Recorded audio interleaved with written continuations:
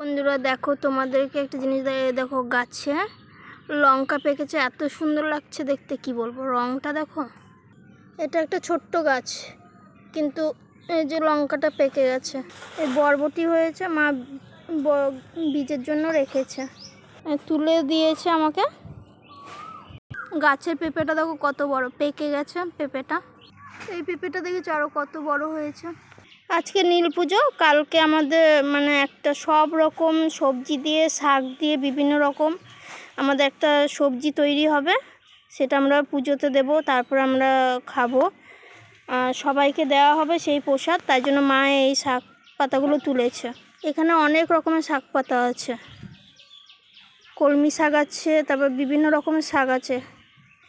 কালকে যখন সবজিটা করবে এগুলো সব লাগবে, তার জন্য পাচন বলে সেই সবজিটাকে, তার জন্য মা এগুলো নিয়েছে।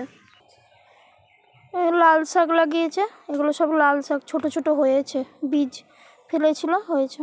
গাছে কত সুন্দর একটা লাল জবা ফুটেছে। দেখো কালু এসছে আমার সাথে, ও জল তেষ্টা পেয়ে গেছে, জল খাচ্ছে। এতক্ষণ ঘুরে বেড়াচ্ছিল, খেলে বেড়াচ্ছিল। এই দেখো বন্ধুরা, কলার মোচাটা মা এখনই গাছ থেকে পারলো। কত বড় দেখতে পাচ্ছ কলার মোচাটা, এত ভারী যে মা আমাকে নিয়ে আসতে বলেছে, আমি আনতেই পারছি না এক হাতে করে। দেখেছো কত বড়, একটা গামলা সমান হয়ে গেছে, গামলার থেকেও বড়।